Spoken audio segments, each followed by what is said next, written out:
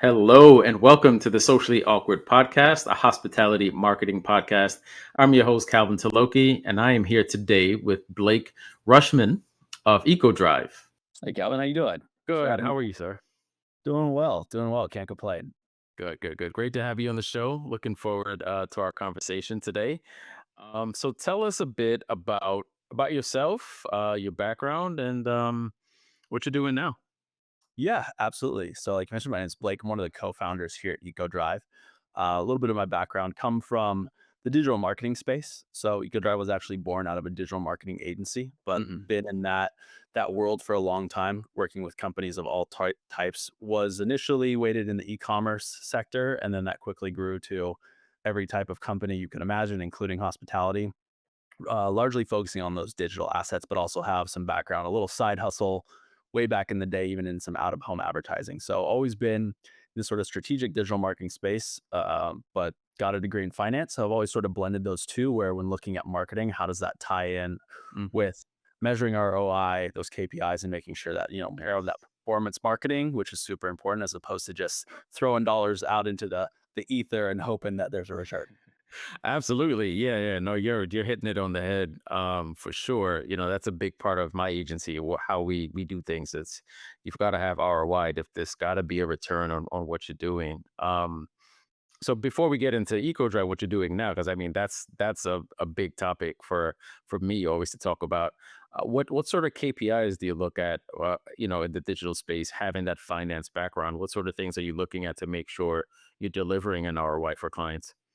Yeah, every industry is a little different. I think one of the biggest ones is this: it's ever changing as the digital landscape changes. Hmm. But I think the two approaches I always take looking at things are, that direct attribution and more of a blended, where looking at multi-channel. I think a lot of times you have to look full funnel when analyzing those things. So specific to KPIs, there's things like your CPMs and stuff like that, click throughs, and those are the kind of the more fluff metrics. But really boiling down to, what are your dollars in, dollars out wise, tied to a specific metric. So I think it's important to set those outcomes at the beginning, where in the hospitality industry, if it's, specific around increasing bookings or things like reviews, those sort of Hmm. less like dollar driven, but those tangible things that you want to boost of, what efforts are going into that and speaking to those specific actions you're wanting customers to take, and what's working the best. So I think the other thing to iterate on into KPIs is a lot of iteration and testing in terms of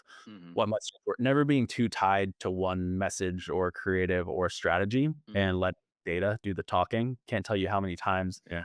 I've tested a strategy one versus the other, where maybe it's if we're talking like ad creative, the ugly creative dramatically outperforms every KPI of driving more bookings, more revenue Yeah. than what looks really pretty and polished. Oh my gosh. Yep. Yeah, I'm sure you see a ton of that too, right? It's especially in this world, like um, if you're a content creator, sometimes those videos taken on a phone, a selfie video, are Hmm. organic and what people want or resonate with. Hmm. So in terms of KPIs, it's letting the data talk and not getting emotionally tied to anything specific. Absolutely. And I'm gonna clip that and send it to some of my clients.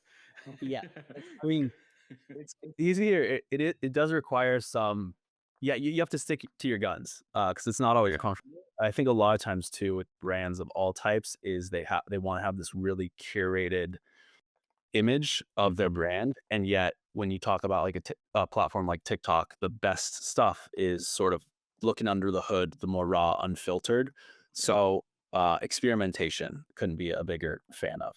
Yep, absolutely. Yeah, this is so timely for me. I've been having this conversation a lot. We have obviously quite a few boutique and lifestyle luxury hotels, and we stumbled on an influencer that stayed with us in June, and she did a very raw, organic TikTok style video of a night at the hotel room, with girlfriends, and it went berserk.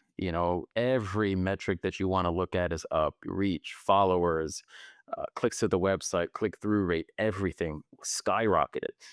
And there's this conversation of like, yeah, we liked it, we liked the results, but it didn't quite look the way we wanted to look. And it's like, it's this conversation about it's not your page, it's not my page. This page belongs to the audience. Mhm. And the audience is going to tell you what they want to see. And clearly they're telling us, we love this, we want to see more of this, but they want to go away from it or not do too much of that because it doesn't fit that polished look that they envision, you know. Yeah, I mean, especially now with content creators and there's platforms like Fora, the one that's like anyone can kind of go sign up to be like a travel agent essentially. Yes. Oh yes. Mhm. I can't tell you how many of where I'll follow maybe lots of travel blogs and influencers, and that really polished, beautiful stuff always looks great. But it's like, okay, that person was clearly sort of put up by the hotel. Whereas if I have friends or those more micro influencers that I Mhm. trust, follow their recommendations, when they go to that unique spot and post about it, I'm like, where is that? And that's what draws me in way more than, oh, this is just beautiful content that you are flooded with high production value versus Mhm. relatable. Exactly, relatable. I think that's the word, authentic, you know, and that's something I've built my agency on is that exact message and that exact premise because people can go to your website and see the Photoshop, you know, shots. That's what your website's for. You're supposed to put your best foot forward there. But social media has always been an authentic space, or that's what it was always intended to be, right? I mean, this thing started out with just friends connecting with each other. You know, hey, what'd you do this weekend? What food did you eat? How are your kids? You know, and people will gravitate to that type of content, which is why TripAdvisor is such a huge grab on the hotel industry because they want to see what that room really looks like when they check in. So they're Right. going to go see traveler photos. And now, ever since the TripAdvisor is getting into the um, booking engine game, they're not coming back to your direct site to book. They're going to book it right there because that's where they've seen what they want to see. Yeah. And the biggest thing for us is, yeah, giving your audience, giving your guest as a hotel, using your platforms to give them that same experience so they stay with you as opposed to going somewhere else. I know you have to pay commission. But yeah, I think I might hire you as a spokesperson because they're probably tired of hearing it from me, you know, so maybe a third voice might help. Yeah, and I love what you said, the authenticity, where going back to even just those little like creator videos, whenever there's one, like if it's a resort or an all inclusive that has 5 restaurants on property, Hmm. I always love the ones where I'm see like I loved 3 out of the 5 restaurants, but not Hmm. every one was amazing and perfect. Where like Right. these were my favorites, the other ones were just all right. That actually makes me want to go there more because I have a. It's like, oh, there's 3 great restaurants plus the experience and the aesthetic and the rooms, everything else looked great. Mhm. Authenticity, I think you nail it on the head there. Yeah, exactly. You know, I think that's always the best. It's always the best policy. But yeah, you know, before we turn this into a completely different podcast, a completely different show, yeah, tell us a bit about Ecodrive and how that was born out of your previous life as a digital marketing person. Yeah. So Ecodrive is an impact platform that Mm, enables businesses of all types to make an impact with their guests. Impact meaning we have a marketplace of projects spanning across verified tree planting, ocean plastic cleanups, food mhm, security in the US, and clean drinking water around the world, to where we make it really easy for a business to integrate some type of give back or what we call that business for good model into their existing operations and guest experience or customer experience in a really turnkey way. And everything we do is verified. So we actually provide the proof that it happens, which goes mhm, back to sort of my background where when running that agency, we saw this desire from a lot of different businesses around the topic of sustainability, which was a big, topic buzzword, still is huge in the hospitality industry, mhm, but typically very confusing or complex. It's hard to implement and it's typically really expensive if you're talking about measuring your total carbon footprint or, right. buying carbon offsets. And so we saw often with that too, it very much is an umbrella where it's like you get that kind of badge of approval, but what does that mean to your end customer? Mhm, We tie everything to a tangible one-to-one customer action is how we refer to it, like booking a hotel, buying something online, to where when we were running that agency, we sort of incubated this idea. We were doing tree planting. So we integrated, every night stay, every online order, every event attended, one tree gets planted for that customer. Very simple, very tangible, very easy to mhm, message. And we saw this incredible lift because we were naturally running the marketing. We integrated in a way that was testable. And so we saw that those campaigns, those actions, putting an impact call out at the point of purchase actually drove conversion rates up. We saw increase in lifetime value and repeat purchase rate because we had actually helped these brands follow up with their customers and say, hey, remember that thing we said we did for you, cleaning the ocean, planting trees, providing a meal to someone? We actually did it, and here's the evidence. So super tangible, provable, verifiable evidence backing their sustainability or their Mhm. impact claims. The example we always use is when you're at the grocery store. If you've ever been asked to donate or round up a dollar at checkout, Mhm. you might recognize that cause, but typically, have you ever seen where your dollar went No, from that experience? no. No.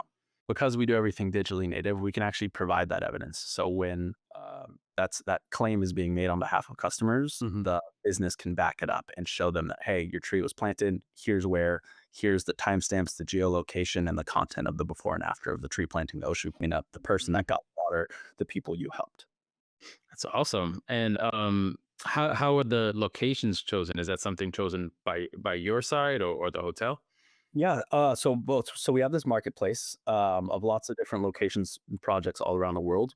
We as Ecodrive do the diligence of finding those projects. So we are Mhm. not a marketplace of thousands of different things you can choose from because, quite frankly, there's not people verifying and doing that evidence-backed impact around the world. So we actually do the diligence. It takes us a long time to vet those partners. We have a few select that we've really doubled down on where we can actually provide that evidence. And so we do the due diligence so that our partners can trust that the work's actually happening. But a hotel, for example, if they wanted to choose tree planting, we have North America, including US, Canada, South America, uh, Europe, Australia, Africa. We have it all over the world. Ocean cleanups are global. Food securities in the US, clean drinking waters in Mexico and Kenya, places that more like need those specific projects. So that Mhm. a company can come in and pick the impact type project. Like if they're a coastal resort location, they might have more of an affinity towards ocean cleanup versus tree planting. They can Right. pick that project that aligns with their messaging, their goals, and implement that in a real simple way.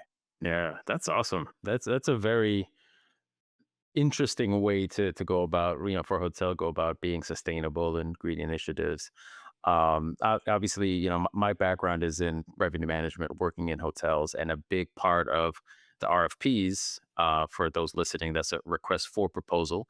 So that's when a company may want to partner with your hotel to say, hey, we're going to be sending our workers to your city. We'd like to get a rate, 100 room nights a year, et cetera, et cetera. Um, and when you're applying for some of these ones with bigger companies like the IBMs, Amex, some of these huge companies, a big part of that process is your sustainability initiatives, your green initiatives. What are you doing? And I've seen hotels where we lost RFPs, we lost out to other hotels. They didn't have us part of the program because we didn't have these, green initiatives going on, or we weren't doing enough outside of the normal, hey, leave your towel on the rag if you don't want us to clean it, that sort of thing. So this is really interesting. It's a really cool way, and a interesting way for hotels to get involved in something like that. Um, so I think I kind of just touched on it. Hopefully, I didn't steal too much of your answer, but tell us how that could be a better business driver for hotels partnering with a company like yours. Yeah, so 2 ways, I guess, just broken down. So there's that what I would call B2B, which Hmm. is, those corporate relationships where it's something that stands out, where when you're applying for those RFPs, hotels do it right. It's, eliminating water usage, energy usage, all those different things there's not just one sustainability pillar, there's a lot that a hotel can do. This Hmm. is one that stands out. Typically, what we see at the kind of top of that list to where it's like, every night stay is going to plant a tree or pull a pound of plastic. It's something that stands out because the person analyzing that RFP understands it and sees it. It's a win for them. By staying at that Right. hotel, not just the hotel that gets, the credit for making that impact. It's also that Mhm. partner. So they can say, hey, by selecting this hotel, we've helped plant 10,000, 100,000 trees this year. So Mhm. that's super powerful. So that's on that B2B side. On the actual guest and customer experience side, we see it be specific to a revenue driver a few different ways. There's revenue driver and there's cost savings. So the most common application is per night booked, including in that nightly rate, uh, the impact where hotels can do it on the revenue side. They can actually increase the cost of the nightly booking. If planting a tree can cost as little as 45 cents per tree. If you're doing something like Kenya Mangrove Project, they Mhm. could add in a few dollars per nightly booking and use that as part of their marketing, part of the attraction to get more people to stay with them that have that affinity for choosing sustainable focused hotels. And it can actually be a revenue driver there in a really Mhm. powerful way.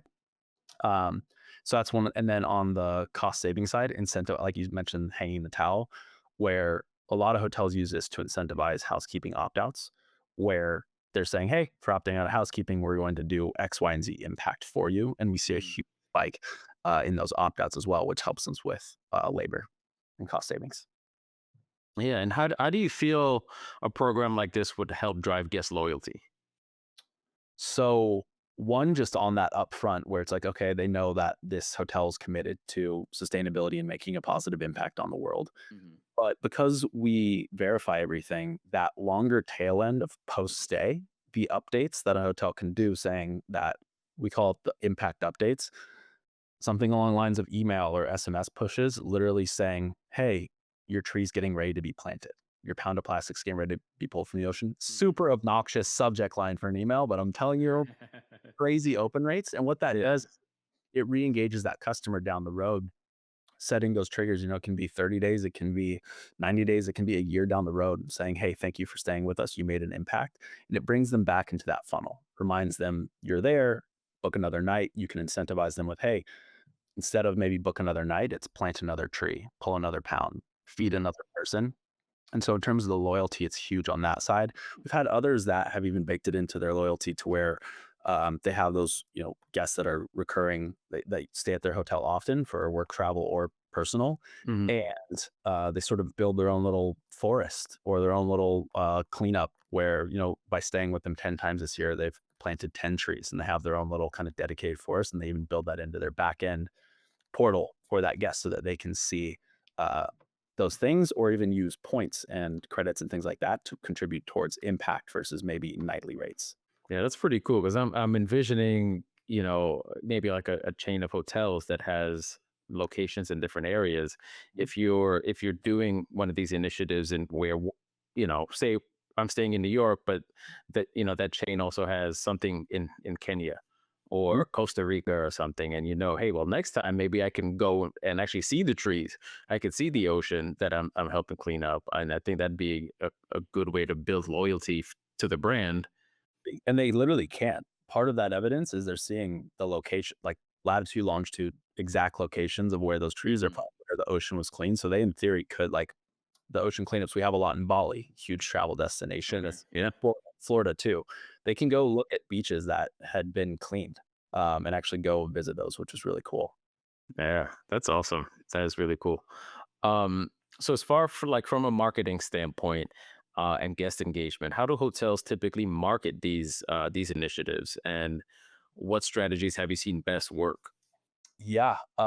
So I'd say, yeah, definitely at the point of purchase. So there's a few along that customer journey. There's the booking, there's the actual stay, and then Mhm. post. So on that upfront and booking, I think clear call outs around the point of decision making for a booking, those impact call outs, some type of banner or text call out with icon or emoji saying, by booking the stay, you're doing X, Y, and Z impact is Mhm. huge. On average, when adding an impact call out, we see a lift in conversion of blended across a lot of businesses and a lot of different data points around 17% lift in conversion rate when adding an impact call out versus a non-incentivized. So that's one real simple way that hotels can do it.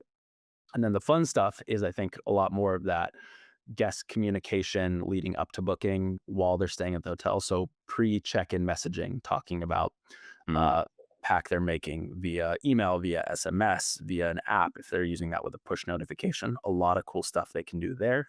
And then on site, we've got hotels that have done really cool stuff where the Windsor Suites is in Philadelphia. They have a live counter at their actual front desk check-in that Mhm. live counts the trees. And it's this big, bold, cool live counter that as more trees are planted, it ticks up of that actual counter, Mhm. as well as a lot of in room call outs. So for some that do the housekeeping opt outs on their do not disturb signs, they say, forget which property it was, but they had one. It's like catch more Z's, plant more trees. And they plant 10 trees. It was that actual call out.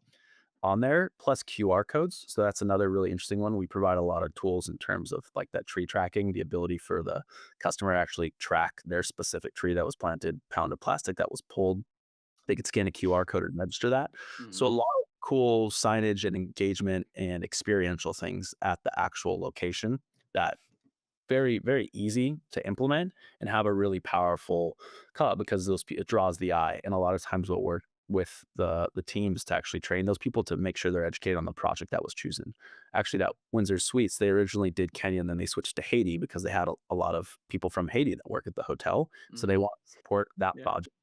Everyone at the on-site is educated, so when a guest asks, they can actually talk to them about, yes, it's a women's beekeeping collective in Haiti supporting a pollinator agroforestry project, and they can tell this whole sort of story there. So that's sort of that intangible marketing, more anecdotal, but really cool there. And then post-stay, updating them on their impact, oftentimes using digital marketing tools like your email an SMS saying, "Hey, the impact you made is actually happening. Here's the proof." We have some that also use it to incentivize reviews. So, "Hey, thank you for your stay. We plan to Mhm. pay on your behalf. Leave us a review and we'll plant another, pull another pound." Right, that type of thing. Yeah, no, that last one I think is awesome for, the operations managers out there because these reviews are becoming more and more important. That's a very organic and authentic way to ask for reviews without it feeling salesy. Absolutely. And there's also cool things like there's Earth Day and Earth Month in April. Mhm. There's Plastic Free July, which would just happen. There's lots of environmental holidays. National Take a Hike, like get outside and hike day. Tons of Mhm. those that they can play on and say, hey, we're doing this cool initiative that ties in with these ocean-based, forest-based, humanitarian-based projects that they can then leverage and talk about. And they're accumulating this impact all year. And then they might have this really incredible number of impact they can share. We've planted 100,000 trees in the last year, help us reach our goal of 250,000 by the next year, things like that. So it opens, Right. there's a lot of doors that open from the marketing side to where you can implement sort of everything or one or two key strategies. It's really interesting. Could you give us any specific case studies or campaigns that worked really well and the kind of impact it had for the hotel? Yeah, absolutely. Just to stay on theme for like Windsor Suites, but in general for the housekeeping opt-outs, at the bare minimum, what we see there is typically that number can sit, depending on how hotels are sort of doing opt-in or opt-outs, Mhm. typically that can live around 10-15%. On the lowest end, we see 100% increase or a doubling in the housekeeping opt-out rate. Wow. So super powerful. Again, it's that incentive, and we've done some really interesting case studies testing the opt-out incentive being things like credit at the bar downstairs or points for the hotel. 10 times out of 10, the impact and actual tangible sustainability or humanitarian initiative wins out over those. So that's a really powerful doubling housekeeping opt outs. Mhm. On the sort of more revenue driver side, depending on size of hotel, wide variance there. But if you're looking at a hotel, we've got a few that are in that kind of 100 to 250 rooms range. Mhm. And if they're adding in, an additional $5 per night stay. We have a calculator to do that, but you're looking at you can easily be adding well over $100,000 in additional revenue per year. Some larger properties that are, in that 500 are adding hundreds of thousands and some even over millions of dollars in additional revenue. That's pure profit, but they still get the benefit of that marketability around Mhm. their sustainability goals. It's crazy how powerful a simple concept like that can be. I think it speaks to that the tangibility and that everyone gets it, where more and more people care about the environment and sustainability of all audiences. That's another interesting data point going back to Mhm. the early days of digital marketing to where you would think brands that maybe didn't have an audience that care, they might not. They might be very anti, call it climate change, but they love nature, so it still resonates. Right. Counterintuitive. I'll leave it with that. People Yeah. make assumptions, Yeah. but it is really interesting to see how adding this really, really special feel good thing at point of purchase helps Mhm. move the needle. And that's at like 17% conversion rate lift we see, seen as high as 26%. Yeah. Wow. So you mentioned tree planting, you mentioned ocean plastic cleanups. Are there any other types of initiatives that you guys do, and what are people mostly gravitating towards right now? Yeah, we just launched two. really cool new ones. So one is food security in the US, Mm. where we're partnering. It's with an organization called FarmLink, where we're going in and actually rescue surplus produce from farms. Without getting too far into the weeds, when a farm has too much, if a grocery store cancels an order, they're sort of left holding the Mhm. bag. This produce, or if they have a good year and crop and they can't sell it all, it's cheaper for them to rather than store it or ship it, it's cheaper for them to just destroy it. So we go in and rescue that fresh produce and actually deliver it to food banks. Mhm. Metric there is a pound of food rescued in the US from US farmers, which helps support them. And then it goes to food banks. So the sort of secondary impact metric there is meals delivered to people. So that's really cool. And a little bit more on the humanitarian side. And then the other one is clean drinking water with an organization called Water's Life, where we're going in and identifying communities specifically in Mexico and Kenya, where the sort of the geographical, that's those are areas that not everyone has access to clean water. We're going in and setting up full filtration systems with solar and pumps and everything to provide them clean drinking water. For those, it could be local communities, schools, orphanages, sort of a whole slew of different um, different people and communities that need access to clean water. And so the metric there is essentially for like $1, you're providing clean drinking water to a person in need for a year. So those are really Mhm. exciting. That's our first. We've been in this environmental space because of the that tangibility of the one to one of one tree planted, 1 pound of plastic pulled, but now it's sort of more on that one meal delivered or Mhm. one person having clean drinking water for a year. So wide range there. The goal is to open up a lot more project types. Like our goal is to do stuff around education and animals and different things like animal Right. conservation, things like that. Still figuring out the exact one-to-one metrics there. It's tough because we want to make sure that there's that key metric that's verifiable at the ground level. But yeah, some really exciting new projects we've got going. Yeah, that sounds really cool. Um, well, being that the name of the show is socially awkward, we have to talk about an awkward moment. Usually it's an awkward travel moment, but I'll leave it up to you. Has there ever been like an awkward partnership, an awkward, even a personal uh travel moment that was awkward for you? Yeah, I'll use a personal travel one to just stay on theme here. Hmm. It's not exactly awkward as it is embarrassing, but, my co-founder, and this is actually my college roommate, and, right after college, like I said, we got our degrees in finance, and we were about to go into the investment banking world, kind of sell our souls and go into finance and do that whole Right. thing, and instead we decided to start our own business, and right before that, before we were gonna go into investment banking in that world, we're like, "We have one chance to sort of do a fun trip," and we had wanted to go to Thailand. Hmm. So we booked our trips to Thailand with like 4 days notice, and it was really cheap. We were broke college student, we had nothing, and Right. so we booked the cheapest flight, and it was through, like, Qatar Air we flew the wrong way around the world. Getting me Not back right.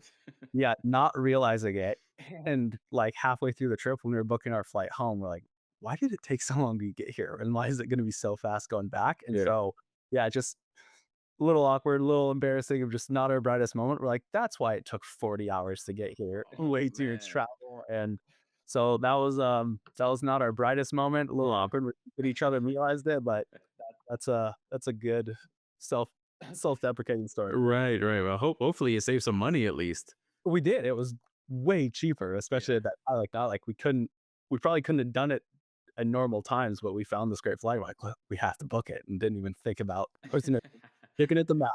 Yeah, yeah, yeah. That's funny. That's a good one. That's one of the top ones I've gotten so far. I like that one. Um, oh, cool. Yeah, we got just a couple minutes left. Let's leave the audience with a little bit about Ecodrive, what you're doing, and how they can. If a hotel wanted to find out more, that's listening to this show, how could they find you? Yeah, so our website is ecodrive.community. .community, not .com. A little funky there, but we do pride ourselves in sort of making this partnership and community, around us, and, they could email me directly. It's blake@ecodrive.community, but feel free to reach out. Everything's tracked and managed through a dashboard and platform, so it's really easy to sign up, and there's really no commitment. We wanna work with partners that are, looking to do something cool and engaging and make a difference in the world. Then actually I just had this thought, but we'll do a little special offer. We've got a content team, so oftentimes for hotels specifically, we'll send someone to the site Mm. and do some cool user generated content around that to help with marketing and things like that. So we'll just Mm. throw that special exclusive offer out there for you. But yeah, Ecodrive, if they wanted to just sign up, we make it real easy. It's a 5 to 10 minute sign up for the portal, and they pick their project, and then they can pick their application of whether they're doing per every night stay, per housekeeping opt out. So real simple, but we also have a great support team of customer success that helps with the marketing. Yeah. Yeah, fantastic, man. Well, yeah, this has been a great conversation. I've learned a lot about sustainability. I didn't, never really thought of all these different things, being partnered with hotels. Like I said, it's usually just the towels and, uh, Yeah. you know, when you're done, leave them in the tub or, that kind of thing. But this is really cool. I think this is some great information for the audience. So thank you for sharing for sure. Yeah, absolutely. All about the guest experience, right? But Calvin, thank you so much for having me on. This was incredible. Of course, man. Of course. So yeah, we'll leave it there. Make sure to go find Blake at ecodrive.community. I'm sure he's on LinkedIn as well. We can find him there. We'll have some links in the show notes for you. But it's all about sustainability and authenticity. And we might have to have you back on another show to talk about that because we can talk about that for a full podcast as well. Yeah, absolutely. Anytime. Absolutely. Well, thank you for joining, and we'll see you guys on the next one.